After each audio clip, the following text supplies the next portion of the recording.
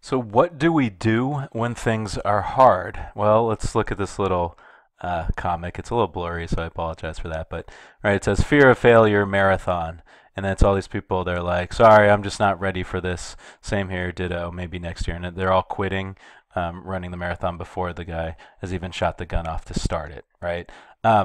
So what we're talking about here is this thing called self-sabotage. So let me get into that. When things get really tough, right? Like if I'm scared of failing, a marathon's really hard. It seems easier that to just avoid it entirely. I can't possibly fail if I don't do it, right? So let's talk about that a little more. So if you fail on purpose, did you really fail? This is the idea behind self-sabotage, and it's really a big thing that happens with a fixed mindset when things get hard, right? So you can imagine this person, so say they're a runner, they're running the hurdles, and they're really good at it, right? They compete really well, they're doing pretty well, and people are really hyping them up, like, hey, maybe you can win this. But they keep going against this other person, or maybe these couple other people that are running the hurdles as well that are just really, really good, and they keep losing to those people, and they just don't know if they can beat them. So when the big race comes on, they start running the hurdles against these people, and then right off the bat, they just like pull up and trip and hit the ground, and then the other people win. But they can say, well, oh, maybe I would have won that, except I fell down, right?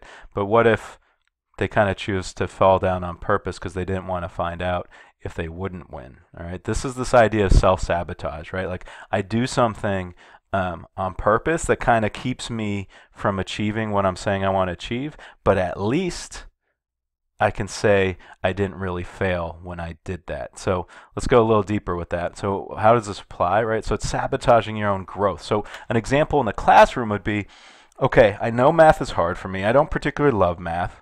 I go in a math class every day, right? And instead of practicing really hard, asking questions and pushing through frustration, and so do those times when I feel, let's be honest, right? I feel a little dumb and because it's hard for me.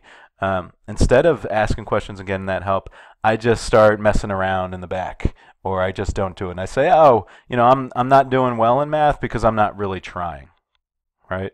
That's why math isn't really good for me. That's why I'm not doing well. I could do it, but I'm not, because I'm not trying, right? That is another example of sabotage, when you're making it so that you can't possibly grow, right? Like if you don't practice at all, you're not going to get better. And so by messing around and stuff, you're guaranteeing yourself that you're not possibly going to get better, but at least you're kind of avoiding feeling bad about it. It's sort of like those habit loops and the costs of bad habits, right?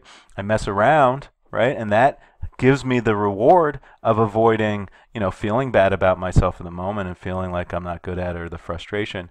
But in the long run, it makes it so that I'm actually worse and worse in math, and makes me even more likely to get frustrated about it, right? So that's a big deal. Self-sabotage is very common because we all do it a little bit when things get really hard. So what can we do to make sure we don't self-sabotage, don't get ourselves in trouble instead of learning, don't quit instead of practicing or getting help? How do we avoid that and help ourselves stay focused and keep a growth mindset when things get really tough? Well, that's what we'll talk about next.